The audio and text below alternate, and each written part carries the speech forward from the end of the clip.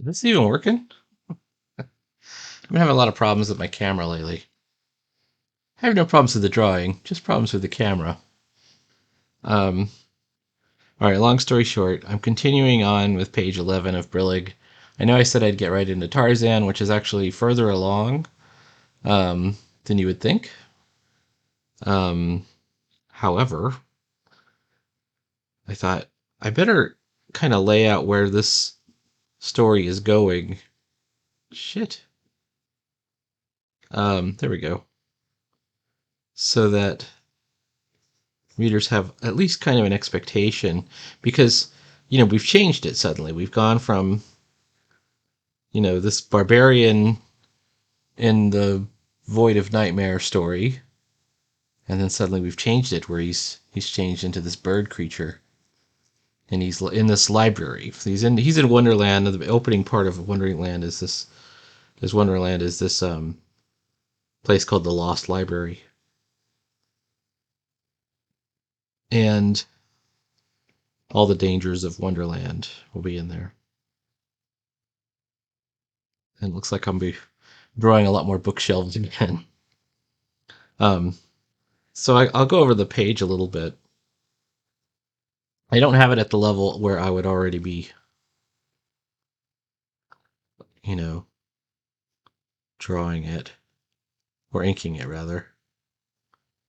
But you can kind of see how I approach it. I wonder. This is supposed to be an archway, and then some curtains. Oh, I wanted to put this flying book. Like some of the books are able to fly. I think that would be cool. And they fly like birds, with the pages going.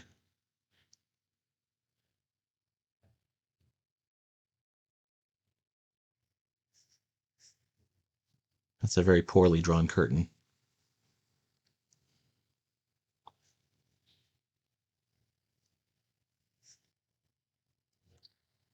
Anyways, he's walking along, exploring the area, and then he finds a water cooler, like an old office water cooler, and he's looking at it. He gets hit by a book, and it's these frog guys. This is the frog footmen I was telling you about. They're actually quite hard to draw because they have an unusual style or unusual shape of head, and I haven't quite got them drawing down. Maybe I won't put any nose. With no nose at all, it kind of works. Maybe that's what I'll do. That might be simplicity itself to do that.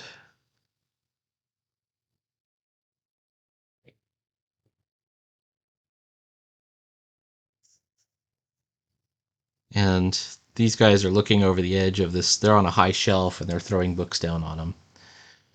And if I had planned this out better, I might even show a final panel where I'd show him chasing them, but I think I can save that to the next page because I wanted, you know, these panels that I had, and I could make this. This is the panel I think that's causing me the problem because I wanted it to be tall enough so that I could show some height in the bookshelf.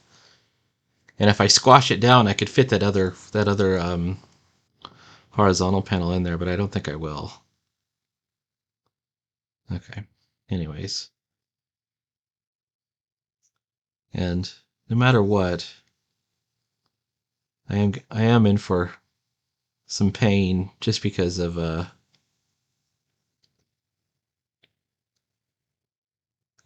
the trouble with drawing stacks and stacks and stacks of books is that it's intricate. It's, you end up doing a lot of work, and I don't like to do copying pasting. I think that's cheating.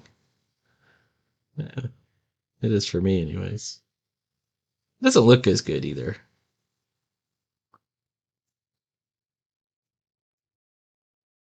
All right, so there's this really impossibly high bookshelf here. I had this idea that I was going to show us like a water. Originally, this was water splashing down from above, but I don't think I'm going to show that one. I had another idea of maybe I show the water here and I show a reflection. That's an old Wally Wood gag. But I don't know. I could still do a little bit of that. Maybe there's puddles on the water in the floor. But the real thing I want to show on this panel is these tall shelves. And then, well, maybe this one's the one where I can show the water, because it's a water fountain after all. It's those cone. Remember? Does anybody ever remember those cone size style of drinking water cups that they would have? And the the dodo is pretty much nonverbal until he's angry, and then it's kind of an angry squawk. And then slowly, I think I'll have him learn how to talk. But I think after he does this battle with the frogs, which is coming up, um, I'll have him sleep and then transform back to Brillig, so we get some continuity and some familiarity. You know, it's always easier to relate to the human-looking character. Um, Although I have to say, as a kid, I only wanted Hulk to remain in Hulk form. Like Bruce Banner did not appeal to me that much. Um, so yeah, who knows? Maybe I'll keep him as a dodo for a while. But this is the moment where the frogs realize they may have bit off more than they can chew, and he turns around, and he's ready to battle them. Okay, so have I got enough to go on? That's the real question. And I don't know if I have, but I'm getting there. Um, I was looking at my other pages, and I'm proud of them.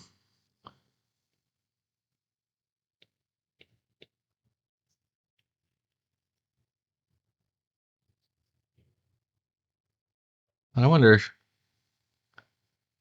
you know, do I stick with this forever? There's the book that he gets hit with. um, how about what's the book that he gets hit with? How about The Consolation of Philosophy?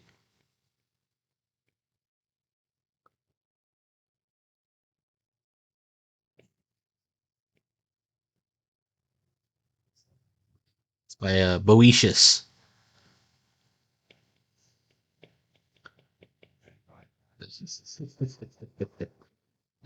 That's a joke that will only appeal to me. All right, here we go. And then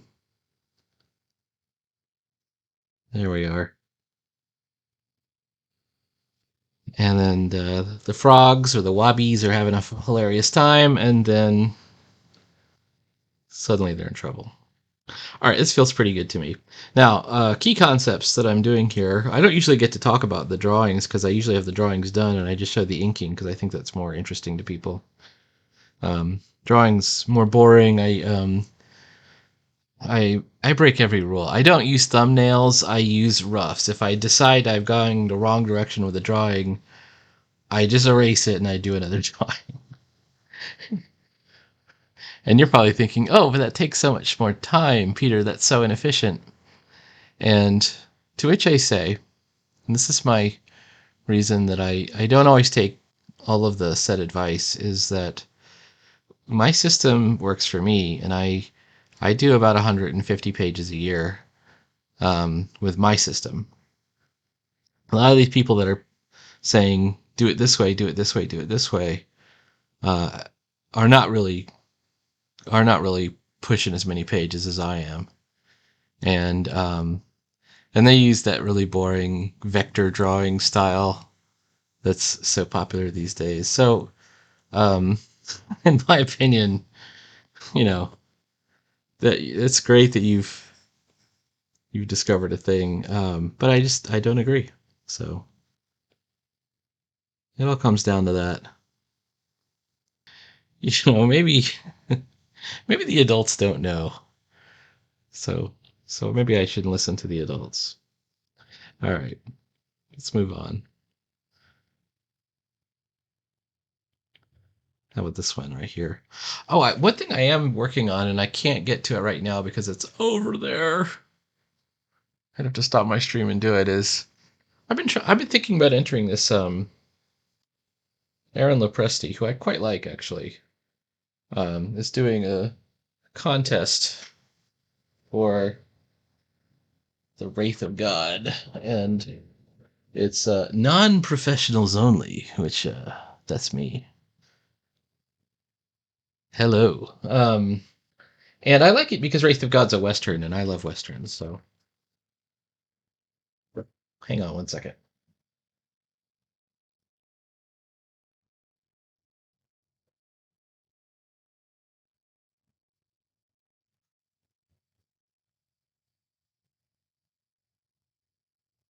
Oh, got the old rucksack. All right.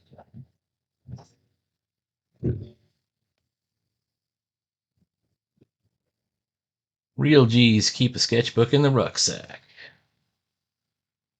So I did this, which is not very good. The character is all black, and it's really tough to draw a character wearing all black. And when I say all black, everything: pants, boots, belt buckle, etc. So I'm looking at the reference, and the reference is hard to follow, right? Because so you're trying to figure. He's got this cloak, jacket, trench coat, duster thing on, but it's all black, and he's got this vest thing on, but it's all black. So I'm looking at the this is the thing I did of Windblock Customs.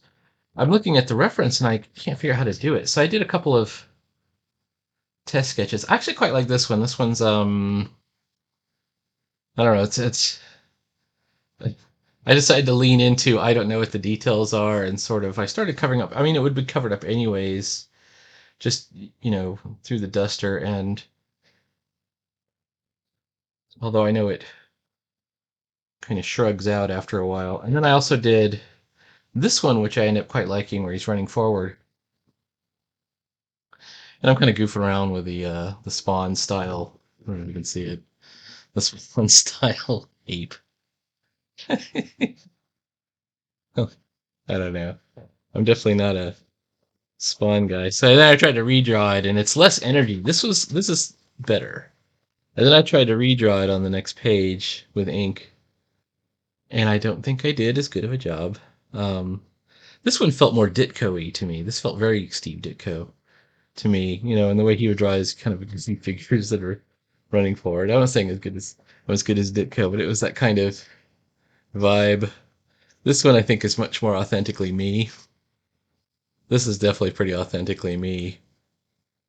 Um, but I don't think um, any of these, of course, are appropriate for like an art contest. I'd probably have to scan it and make some kind of digital version of it or something.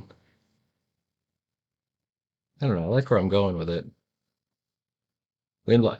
Dude, okay, so I believe his name is Valentino Fernando, or Windblock Customs. And he is super good, and he did a version of Brillig for me, and I did his character, and I'm not 100% sure what this character's name is. I don't know if it's Bloodpack or um, it's not 100% clear to me. I'm looking through all his videos. I'm looking for like a reference, but he doesn't have like dialogue in his comic pages, to where I could kind of like puzzle it out and figure out who this dude is. So I was trying to kind of get it from context. Still, extremely cool character. Um, and I consider this a bit of a failure on my part. Oh, here are those frogs. Okay, so um, and there's another one here, and so these are the denizens of the Great Library are going to be these frog guys, and I've been trying to work out how to draw, and it's taking some time. Okay, so anyways, 6:40 p.m.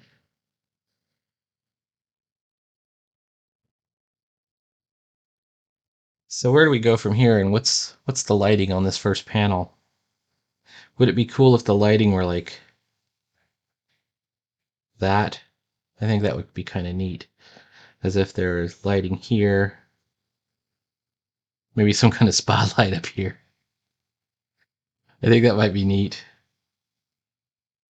And then this has got to be, I think I've established on the other page that these are, shelves and shelves and shelves of books.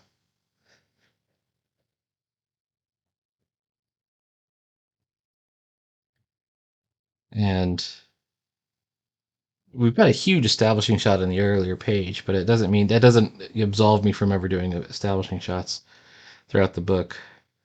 At least one of these I kind of want to do um, borderless or panelless. I might do this one borderless. What if I do that? And over here on layer one, and something like that.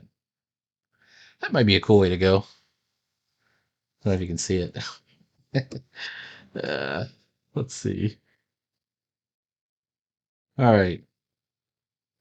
So let's call that a page. Let's call that page 11.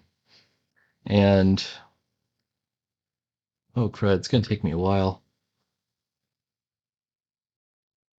I don't like all of my intervals here either. I wonder if I've,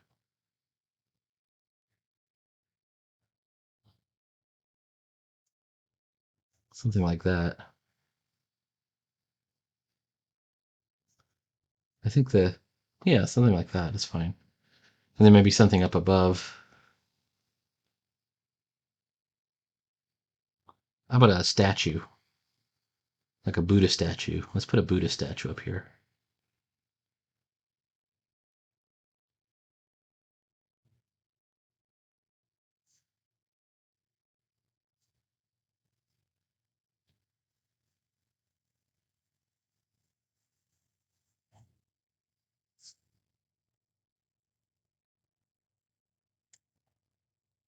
And then maybe a candle holder or something like that, or a couple of candle holders. I couldn't straight up do a candelabra next to it, then it would look like I was doing the world religions. But I could do a couple of candle holders or something. Candles. Maybe multiple candles. That would work. And then he's walking through sort of a puddle, a reflective puddle, and we can see a little bit of him. Something like that. It almost makes me want to make this one panel bigger. But I think we're in the right space in general for what we're going to do. And we're going to cover up a lot of this top portion here. It's going to say, what is the dialogues, for example? Um, for a long time afterwards, Brillig wandered through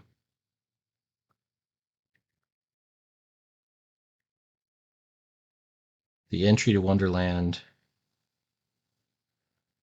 a place called the Lost Library.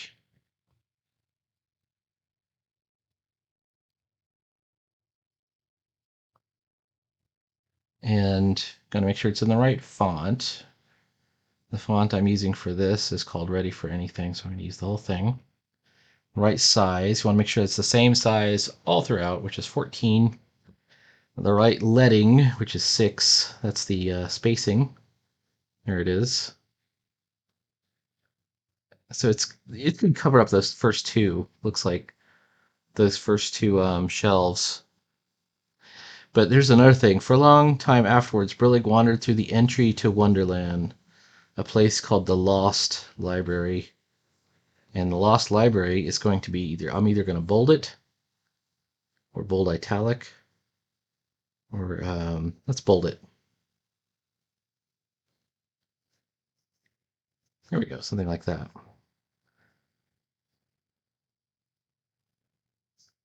Um, and this is a storytelling bit. So this is not like a typical modern comics have eliminated the thought bubble.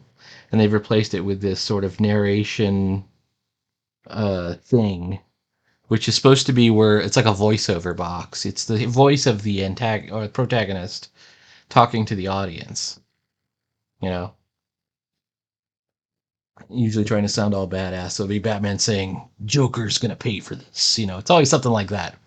Um, and it eliminates the ability to really hear the character's really real thoughts because he's actually talking to you, the audience. It's a voiceover. It's a film technique. Um, I believe in actual cartooning language, which is why I use things like the sweat bubble, or the little sweat bead that pops up, or whatever. Or even this thing, this a visible question mark. That's cartooning language. All right, the place called the Lost Library. So when I use narration boxes, that is the voice of a narrator who is different from the protagonist. Brillig wandered through the entry to Wonderland, a place called the Lost Library. Um, he had no sense of, I want to say sense of time or meaning.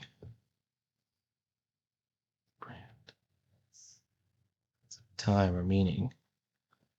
The brain of a dodo is small.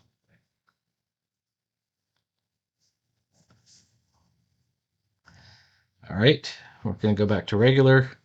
We're going to go back to 14. We're going to have a different size. We're going to go back to 6. And we're going to say something funny about Brillig too. So we want to say something like, the brain of a dodo is small. And then it's going to say something like, which is why. Well, let's do it on this panel. Which is why it was a perfect match for Brillig.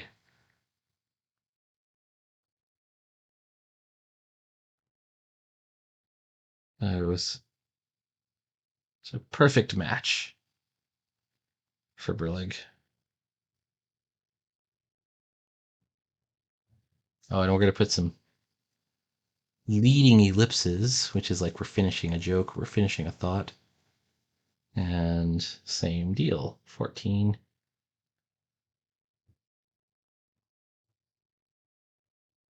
In general, and I've heard this described in different ways, is you should, if you couldn't get your stuff into boxes of 3 lines or less, you should rewrite it. These are 4 lines. So maybe I could spread them out a little bit. Let's spread that out a little bit. Maybe I can spread that out a little bit.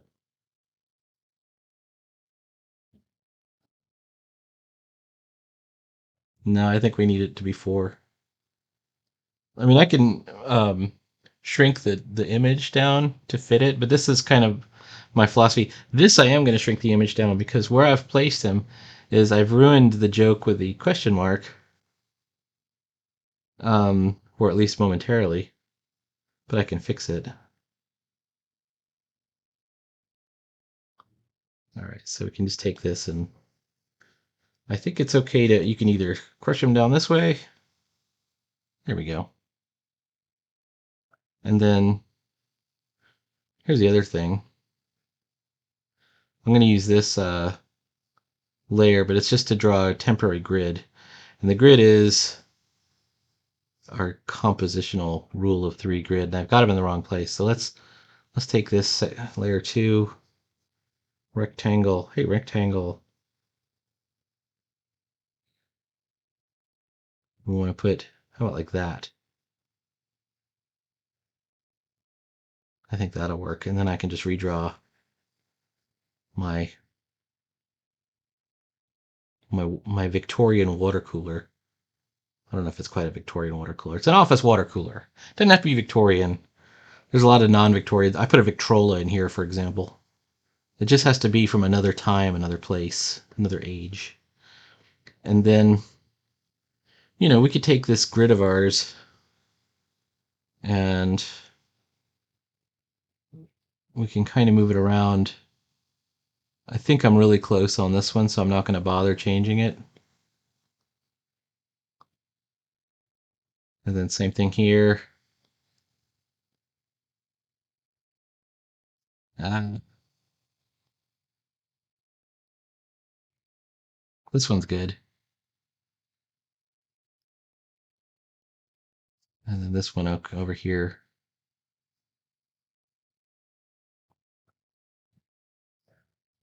Should I shove this guy over? I'll have to consider all of those possibilities. All right. Anyways,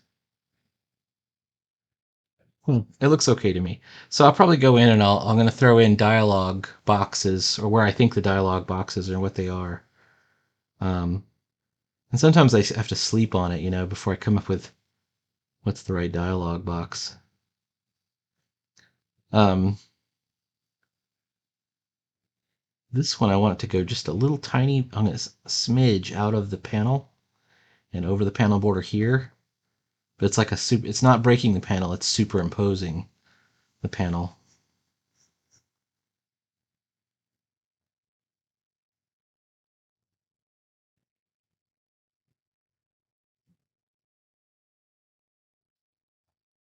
There we go. And I'll have to think about moving this just because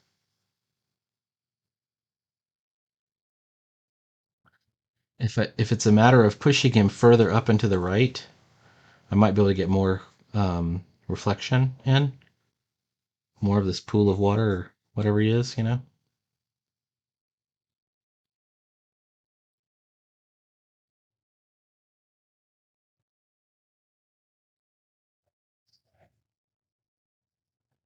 Something like that.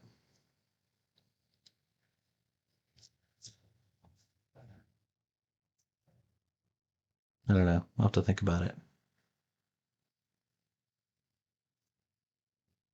This is the one that's the furthest out of the grid, but I like it the most. I mean, I like this idea of him, they're hassling him. So, anyways, here's what I thought would be a good one. So, Werewolf by Night. Speaking of characters that change, Werewolf by Night changes back. I think after. Um, I think he only changes by night. I think that's the whole concept of the character. And the Hulk originally changed at night.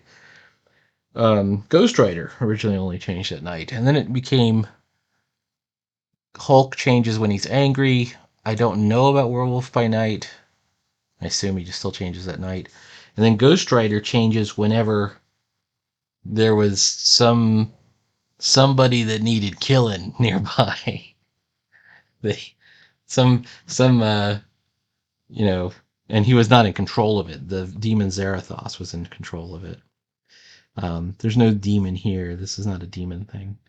But I was thinking about like once if Brillig kills as the dodo, maybe he transforms back, or maybe he slowly learns to control it. He has no control over it at first whatsoever, and so in the early parts of the adventure, he's completely a dodo um, until finally he falls asleep after a big battle with these frog guys. Not just these two, by the way. These two frogs are going to lead him into an ambush, and there'll be a big frog brawl, and then he falls asleep somehow, and then he wakes up and it's Brillig again. We'll see. We'll see what happens with him. Oh, and as long as I'm going borderless, what if I make this panel and just push it a little bit to the right? And the reason I'm doing that is there's a thing called rivers, which I want to avoid. This is why I don't like 6 panel or 8 panel comics. I do like 9 panel comics that are completely three, and three. Like I like those, but that's a special case. But for the most part, I don't like the 4 and the 8 and the 6. And the reason is I don't like this idea of this gutter that goes symmetrical. I want there to be there's got to be a broken line. It's got to go here and then here and then here, right? So by taking this panel and pushing it just a little bit to the right, I've got the idea of breaking this line here to make it just a little bit more uneven. Just kind of what I'm going for. I'm wondering if this, whoops. I'm looking at this stand and I'm thinking,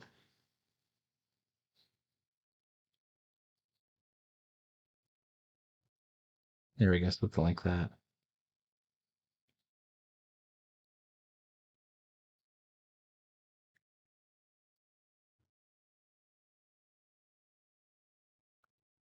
Right. Anyways, that's enough of a video for right now. I'm going to continue dialoguing out, and then, by the next time you might see me actually do some inking on this one, I'll hopefully, oh, I want to do like a little fringe. These are based on the frog footman of Alice in Wonderland. All right. Next time you see me, I should be inking this one, hopefully. If not, I'll start it on Tarzan, and you might even see me starting on another Brillig page, page 12, whatever that is. I don't know how long this thing is going to get. I'm thinking about doing it in chapters, kind of like a manga. Um, which, how many pages is a chapter?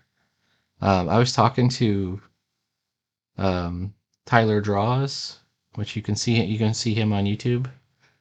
I don't know if it's Tyler Creates or Tyler Draws, but he's doing the girl with the mega fists. And I asked him one time how long he makes his manga chapters, and he says 12 pages generally. Some are longer, some are shorter. You could do one that's 9 pages or something. Um, I've already done my first page. My first chapter of Brillig was 9 pages.